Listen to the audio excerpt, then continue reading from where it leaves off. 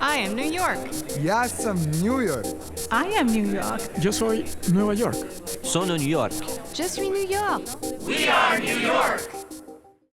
Welcome to DiverseCITY, where we explore New York's eclectic enclaves, one neighborhood at a time. I'm Zyphus Lebrun. This month we're heading to the Concourse, a neighborhood in the South Bronx.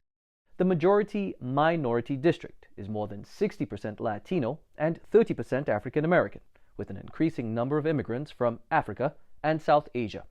It's also the heart of Yankee Nation, as it is home to Yankee Stadium and the world-famous New York Yankees baseball team. The area has a rich history, represented by many buildings, including the Bronx County Courthouse and the Bronx General Post Office. Those lofty buildings belie a neighborhood that is very much working class and is actually part of the most impoverished congressional district in the United States. That poverty made national news when ABC's aerial cameras showed a video of a burning abandoned building during the 1977 World Series played at Yankee Stadium. Fires like that were in part a symptom of poor building maintenance and response times by fire officials, as well as the handiwork of building owners looking for insurance payouts. Recently, the South Bronx has been making a comeback, bolstered by over $1 billion from private investors and $10 million from Governor Cuomo, awarded to the Downtown Revitalization Initiative, an effort to revitalize urban centers. On this episode, doing work, the challenges of vaccinating people of color in the Concourse community. Those darn Yankees, how the world-famous organization is teaming up with the City University of New York, and United by Sport, using soccer to promote the value of education and graduation.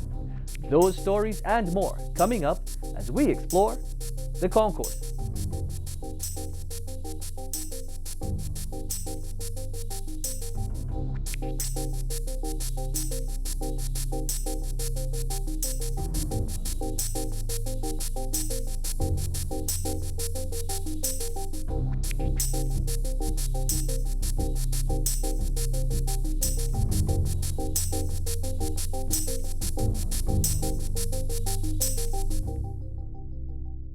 A local community organization is taking on the task of getting more area residents vaccinated against COVID-19.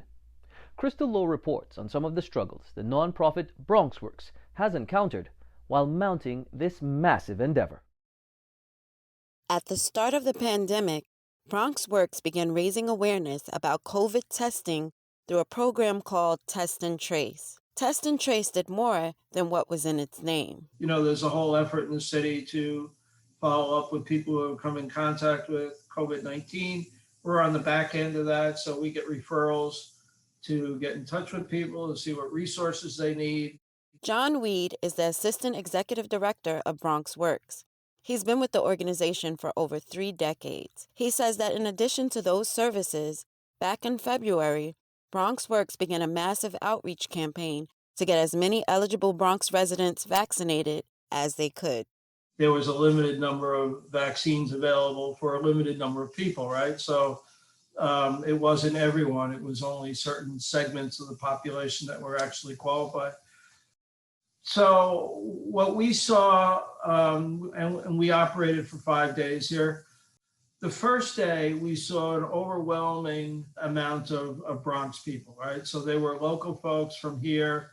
The word must have gotten out so that after that, it appeared that people were traveling from different parts of the city, right? So, and then we did our best to screen people. We tried to combat that as much as possible because, you know, the idea behind the pop-up was to get local folks, people of color, people who may not be traveling to a vaccine site or may be hesitant. Vaccine hesitancy has been a major issue in communities of color. It's an issue, researchers say, dates back to 1932 to something called the Tuskegee experiment. It was a study conducted by the United States Public Health Service and the Centers for Disease Control and Prevention, where 600 Black men were deceived into being test subjects to investigate the short and long-term effects of syphilis. Weed says he understands the community's hesitancy to participate in certain programs, but tries to assure residents that Bronx Works wouldn't steer them wrong. Conspiracy, distrust of government, past problems related to medical attention to African Americans. I've seen all of that. I've seen that even among some of our staff. So we're up against forces that are beyond our control sometimes. Some of the other forces against them include the recent reports that the one-shot Johnson & Johnson vaccine was causing rare but life-threatening blood clots. Certainly, I think there's more discussion now, certainly with the Johnson & Johnson issue, people vaccine shopping for certain brand and one is better than the other. I mean, experts will tell you, get what you can because they're all good. Despite their valiant efforts, the Bronx remains the city's least vaccinated borough, where less than half of the residents have received at least one shot of the vaccine. Weed explains that a contributing factor to their lagging numbers could be the community's vast homeless population. That's the tragic thing about the Johnson & Johnson. It was very good for difficult to reach populations because it's a one-time vaccine and you don't have to go find them 3 weeks later. But, we're making do with what we can. Bronx Works has been making do since it was established in 1972 as the Citizens Advice Bureau. It mirrors a Great Britain service model that consisted of a network of 1,000 walk-in offices and referral services for residents in need of free guidance on financial, legal, and/or personal issues. We've been serving the Bronx community for over 40 years, and we're a nonprofit. As a community-based organization, we work to alleviate poverty. Actually, our mission is from toddlers to seniors. We feed, shelter, teach, and support our neighbors. Weed says the Bronx community has been very receptive to the vaccine. In fact, he says people are very grateful that they're able to get the vaccine so close to home. Crystal Lowe for DiverseCITY.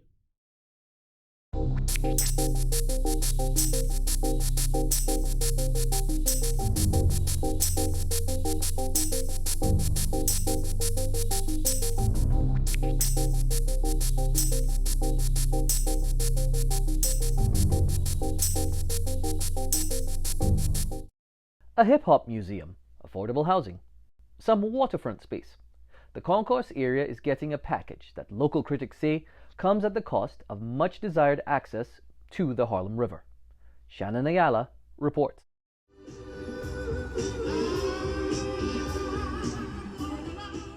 Just beneath the elevated Major Deegan Expressway, across from the Bronx Terminal Market, sits Mill Pond Park. It's the only waterfront park on the Harlem River in the western South Bronx area. Right next to that is Pier 5, an area many expected to be an expansion of Mill Pond Park. Clearly, there was a plan for this to be parks, but nowhere in the city's documentation can they find anything that said that they ever agreed to build it as a park. Chauncey Young was there in 2009 when Mill Pond Park was created as replacement parkland for the new Yankee Stadium. He and other local activists say the Parks Department, which owned Pier 5, created an expectation for Mill Pond Park to expand into that area. When Mill Pond Park opened, we were excited. We were, always celebrating it. And even in the maps on Mill Pond Park, there's this, section that includes Pier 5. It's, part of the park, and it says future park expansion. Flash forward to 2021, and Pier 5 is under construction for an apartment complex called Bronx Point. The development is billed as 100% affordable with hundreds of units. It will include a hip-hop museum, a plaza, and a privately owned public esplanade. So what they've given us here is they've given us private open space, which you hope they will respect and integrate it into a greenway and allow community members to access the waterfront. But it's not parks property. It's not, it's private open space. In 2017, the Parks Department surrendered Pier 5 to the city's Economic Development Corporation, EDC. It was then that the EDC presented its proposal for Bronx Point. Many people had concerns, including the advocacy group New Yorkers for Parks. They said the city, quote, mismanaged the narrative surrounding 4 to 5 acres of land. That testimony was written by Emily Walker. It wasn't respectful of kind of the narrative in 2009 that Bronx residents of this part of the borough were given, which is that like there was the potential for Pier 5 to become completely publicly accessible open space versus partially publicly accessible open space, which is what is happening now. In 2018, Chauncey Young and the Bronx Council for Environmental Quality launched a lawsuit against the City Council, the Parks Department, and the EDC. The suit argued that Pier 5 was a promised park space. It was an implied promise, maybe, but that wasn't enough. They lost. Unfortunately, the city doesn't see, honestly, the importance of lives of Bronx residents, because I don't think this would happen in Manhattan. Neither the Parks Department or the EDC responded to requests for comment for this story. Walker says the fight over this small plot of land is part of a bigger conversation about access to the waterfront and green spaces in the city. When you get down to sort of the South Bronx and the portion of the borough that has, an incredibly high level of environmental justice issues, is where there is a lot of heavy industry located. The food distribution center in Hunts Point is, on the sort of far south eastern part of the borough, but the trucks that come from it travel through the sort of southwest. So you kind of have this ripple effect of like all of these things are located in this part of the South Bronx. And then on top of that, if you look at a map, there are very few possibilities for residents of this part of the borough to actually go and interact with the water. Walker says privatization of open space happens elsewhere and in some cases is done well. When you look at the waterfront of Brooklyn, for instance, like Domino Park is not a public park. That was a park that was built from private development and is being maintained and operated via that private development. So there are examples of where it's happened in a really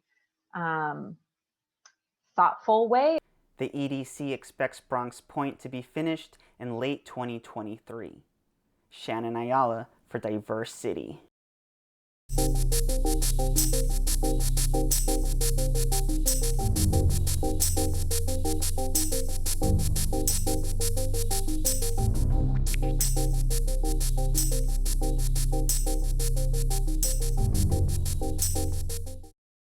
Perhaps the most iconic business in the concourse, the New York Yankees, have played baseball in the Bronx since 1923. Craig Thompson reports on how they're opening their doors to City University students. There might not be a more iconic building in the Bronx than Yankee Stadium. Inside that storied limestone facade is a successful global business that's attempting to deepen its roots in the concourse area. They're a local Bronx organization, and they're an organization that wants to ensure that the community they live in has access to them for entertainment and also for careers. And one of the ways the concourse business is doing this is through a new diversity and inclusion initiative with CUNY at the forefront. Brandy Mandato of CUNY Strategic Partnerships says that the student body, which is 80% people of color, plays a key role. The CUNY New York Yankees mentoring partnership is an opportunity for CUNY students to get an inside look into what it would be like to work for a professional sports organization. For 8 weeks this spring, 28 CUNY students and alumni have had an inside glimpse into the day-to-day operations of the Yankees. We've been very fortunate to meet with a lot of the executives, the vice presidents, assistants of different departments so far. Just understanding the management aspect of it, understanding how many different levels there are to the organization that isn't just baseball. And to me, that was such a big, eye-opening experience. Ednita Lorenzo works at the College of Staten Island and sees the value in the diversity push. You don't see a worldwide organization really coming out like this and saying we are changing what we do to reflect our fans, to reflect the people that we serve, including their players and their teams. Sabrina Kramer, a junior at Borough College, hopes to work in sports marketing one day. They have shown us that it is so much work before and after all the games, and months and months and months of work just to get to opening day. The mentoring program includes hearing firsthand from people like Lena Cruz, a CUNY graduate herself and head of multicultural affairs for the organization. I didn't realize that that was a job that the Yankees offered. She was interning with them. She learned English and she has worked her way up to where she is now. A goal here is to ensure that Black and brown talent at CUNY has access to opportunities within the Yankees. And they've really, I think, recommitted themselves in a meaningful way to addressing this. For DiverseCITY, I'm Craig Thompson.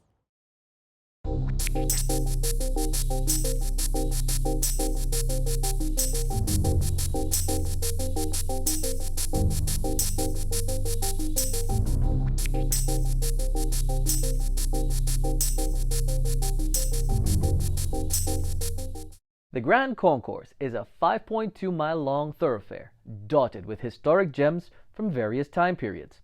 It is most famous for the high concentration of Art Deco works along the boulevard. Vanessa Monet tells us more about the grand transformation of this once wooded parcel of land. The Grand Concourse the early architects looked at it and thought it was a bit drab.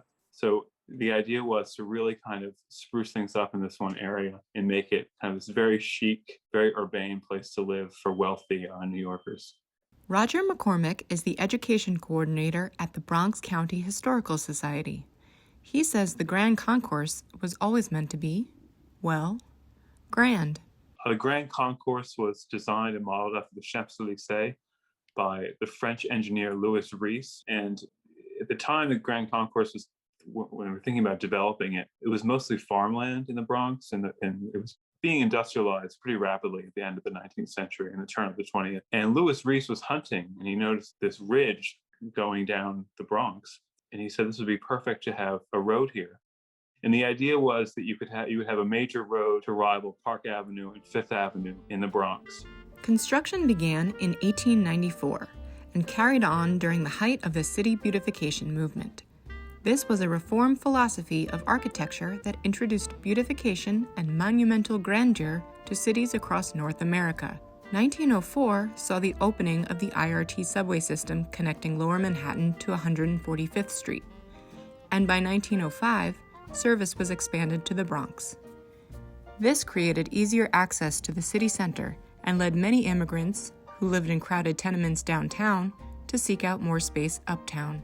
So you have this huge explosion of population of people fleeing the tenements from the Lower East Side, because at the time the Bronx was much more open and cleaner. Especially in the Grand Concourse, you have a very huge concentration of Irish, Italians, and Jewish New Yorkers. And in the early to mid-20th century, the Grand Concourse was seen as the place to be. One of the buildings adding to the glitz and glam of the neighborhood was the Bronx County Courthouse.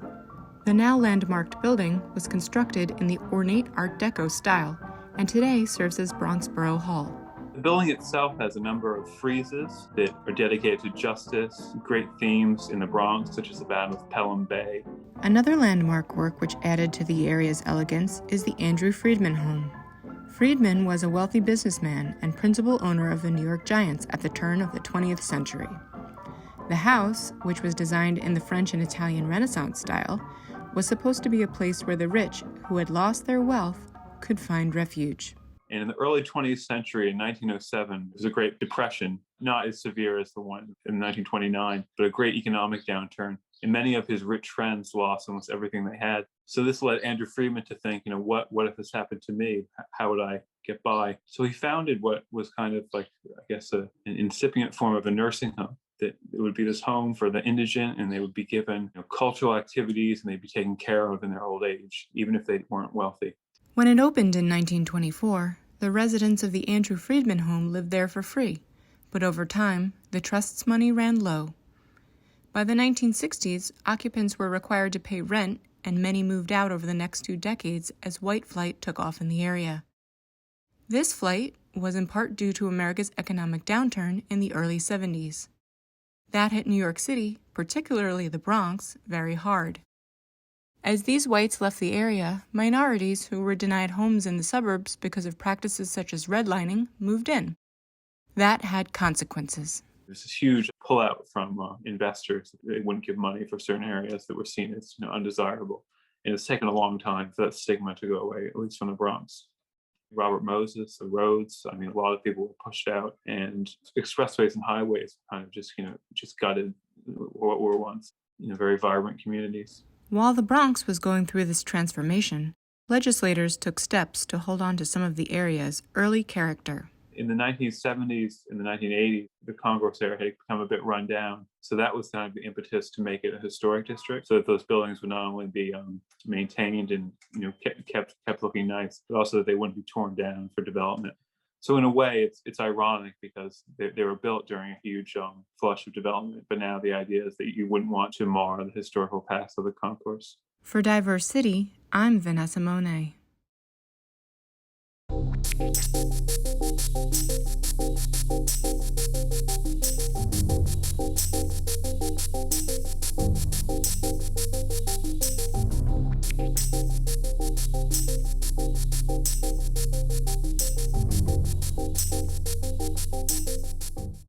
Finally from us, South Bronx United is a non-profit organization that's using soccer to help kids graduate from high school and also help create community leaders in one of the country's poorest congressional districts. SBU started as one team with 16 players and now serves more than 1,000 students between the ages of 4 and 19. These tykes being taught soccer, in the shadow of Yankee Stadium are among the more than 1,300 boys and girls who are part of South Bronx United.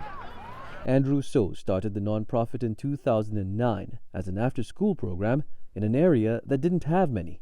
So we had kids that would come out and play, and some had never played before, never kicked the ball, but just needed that social aspect and loved to be there, hanging out with other friends, and kept them off the streets, and then kept them busy. And then I had a handful of students that already loved the sport because they came from family backgrounds, from a student from Jamaica, from Mexico, from Ivory Coast, from Nigeria, from all over that loved the sport and just wanted a chance to play because there was nowhere else for them to do that.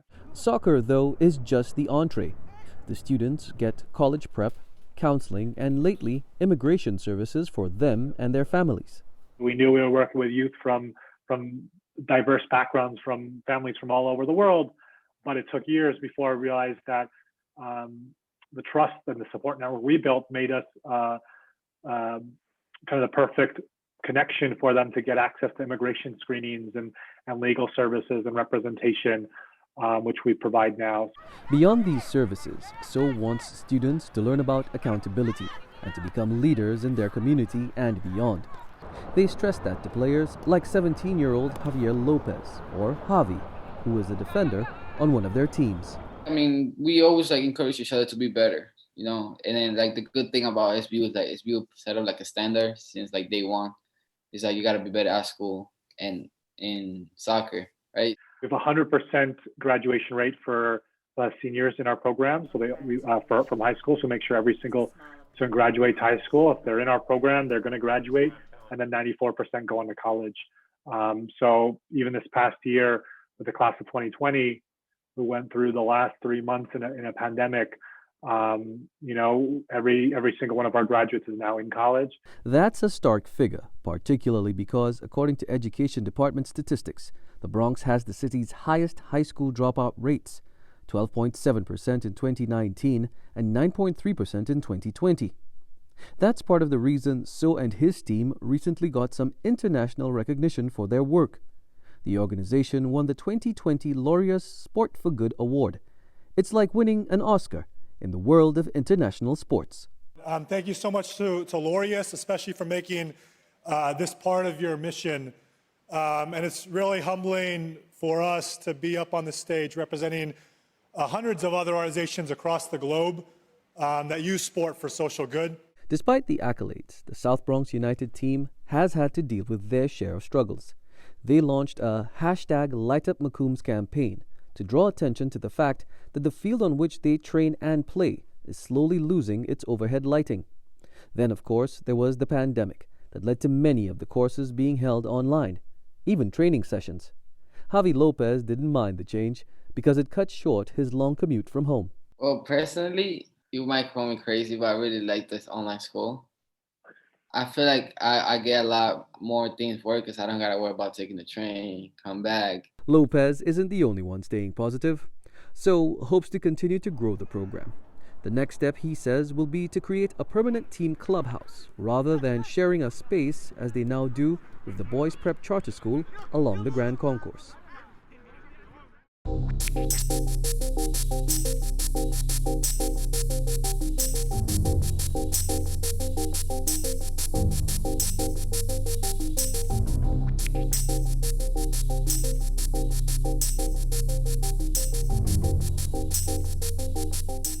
That's our look at the concourse in the Bronx. Join us next month when we'll head over to Roosevelt Island off Manhattan's East Side. Till then, thanks for joining us as we explore our diverse city.